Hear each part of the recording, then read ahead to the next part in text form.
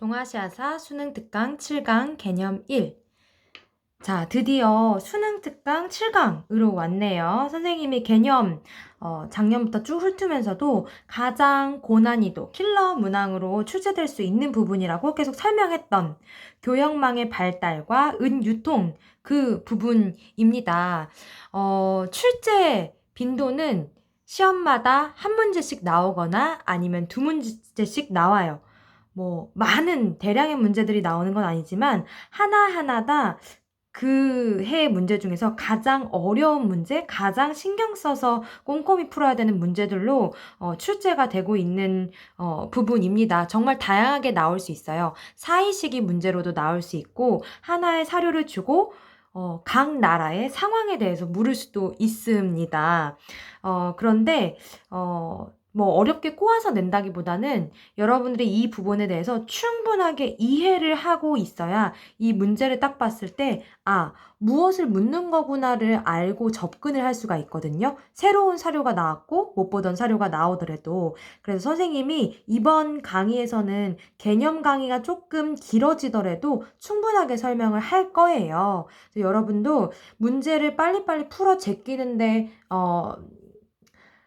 중점을 두지 말고 이 개념을 내가 충분히 이해하고 머릿속에 담고 어떤 사료를 만나도 내가 파악을 할 수 있게끔 공부를 해 놓는다고 생각을 하고 접근을 해보도록 합시다. 네, 가장 동아시아사 문제 중에서 꽃이라고 할 수 있는 부분이니까 그래도 한번 도전 의식을 가지고 열심히 해보도록 합시다. 그러면 기출을 한번 살펴보도록 하겠습니다.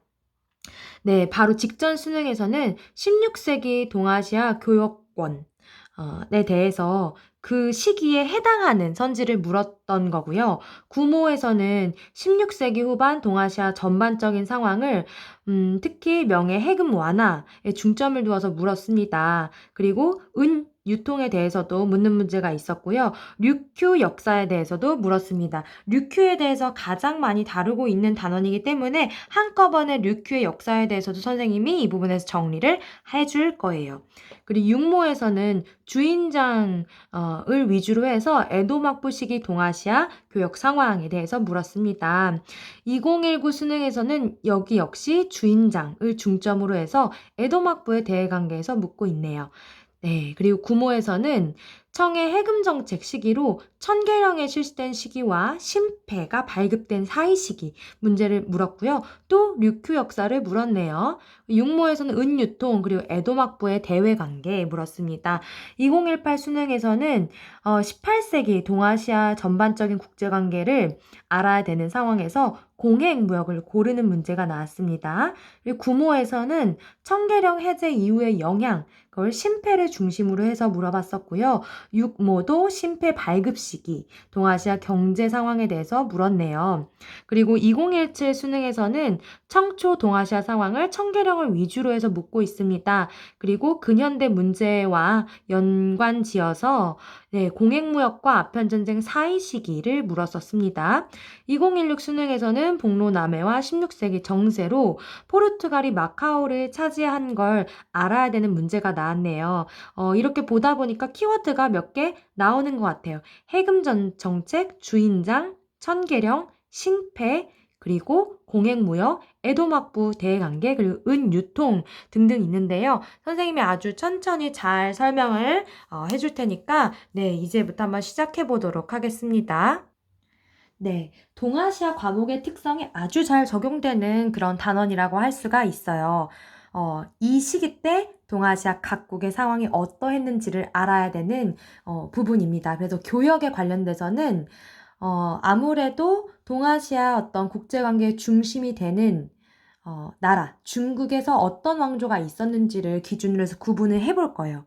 그래서 명나라가 있었을 때 교역관계, 그리고 청나라가 있었을 때 교역관계를 두 부분으로 나누어서 볼 겁니다. 선생님이 이렇게 비춰주고 있는 14에서 16세기 교역의 상황도 명대를 중심으로 해서 각국이 조공책봉 질서에 편입이 됩니다. 조선 가장 열심히 조공책봉했고요. 무로마츠 막부도 일본의 전통과는 좀 별개로 이때에는 조공책봉 관계가 형성이 됩니다. 아주 드문 상황이에요. 일본으로서는. 그리고 류큐라는 나라 역시 명나라의 조공 책봉 질서 가운데 편입이 됩니다. 그래서 각국 간에 어떤 관계가 만들어지는지를 흐름으로 먼저 알아야 됩니다. 그래서 명부터 한번 보도록 할게요. 명이 조공 책봉 질서의 중심이기 때문에 명나라가 어떤 정책을 취하느냐에 따라서 다른 나라의 상황도 달라지게 되기 때문입니다. 자, 명나라는 1368년 주원장 홍무제에 의해서 건국이 됩니다. 그리고 이자성의 난으로 17세기 중반 1644년 멸망을 하지요. 그런데 명나라는 아주 초부터 강력한 해금 정책을 밀어붙여요. 이 해금 정책은 민간인이 나라 밖으로 가서 무역하는 것을 금지하는 겁니다. 민간인이 나가서 무역하는 것을 금지하는 것이기 때문에 이건 조공무역은 금지하는 것이 아니에요. 조공무역은 민간인이 아니라 국가가 중심이 돼서 하는 무역이기 때문에 해금 정책은 정확히 민간인 무역을 금지를 하는 것이죠. 이따가도 다루겠지만 이 명의 해금 정책을 기회로 해서 류큐가 중개무역으로 아주 이득을 봅니다. 그래서 이 해금 정책이 기본적인 명나라의 교역관계의 원칙이었고요. 두 번째 아까 얘기했던 대로 조공무역은 강조를 하게 됩니다. 그래서 다른 나라, 명나라 주변의 다른 나라에 무역 증명서인 감합을 발급해서 허가를 해주는데요. 이 사실은 큰 범위에서는 뭐 조선, 무로마츠막부, 류큐 다 이 감합무역에 포함이 된다라고 할 수가 있습니다. 그런데 무역 증명서를 발급을 한 경우도 있고 하지 않은 경우도 있기 때문에 교육과정상에서 정확하게 감합무역을 지칭할 때는 이 무로마치 막부와 행했던 것을 이제 교과서에는 그렇게 감합무역이라고 이야기를 하고 있습니다. 조선은 감합이 없어도 1년에 정말 여러 차례, 10차례 이상 명나라를 드나들었고요. 류큐도 1년에 한 번씩, 그리고 무로마치 막부는 10년에 한 번씩 이렇게 무역을 명나라와 할 수 있었다고 합니다. 그런데 민간인이 이렇게 무역을 하는 것을 또 금지하다 보니까 자연스럽게 어떤 일이 생기냐면요. 민간인들이 깝깝한 거예요. 그리고 일본도 10년에 한 번씩 이렇게 감합무역을 해야 된다는 건 너무 답답한 거죠. 이 명나라의 답례품을 받아야 그걸로 또 내수시장도 하고 이렇게 판매를 하고 이득을 볼 수 있을 텐데요. 그래서 이 해금이 강해지다 보니까 외구가 득세하기 시작합니다. 몰래 무역하는 밀무역도 늘어나게 되고요. 심지어는 이 중국인들도 외구로 가장을 해서 밀무역에 가담하는 일이 있었다고 합니다. 그래서 일본 상인들이 이런 밀무역에 대해서 갈등이나 문제가 생겨요. 자기들끼리요. 일본 외국끼리요.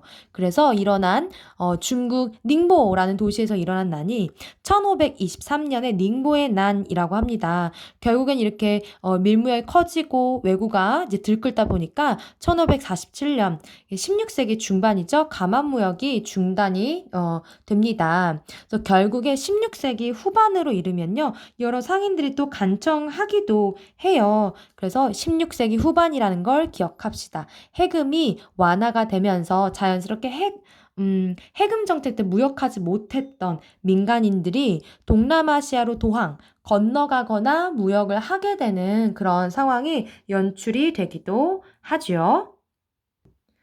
네, 그래서 이 흐름, 명나라의 해금 정책과 조공무역, 명초에 이렇게 강하게 유지가 되다가 외구, 그리고 밀무역이 늘어나면서 점차적으로 16세기 후반엔 해금이 완화될 수밖에 없다라는 요 줄기를 가져가고 바로 다음 영상에서 나머지 나라들에 대한 설명도 이어서 하도록 하겠습니다.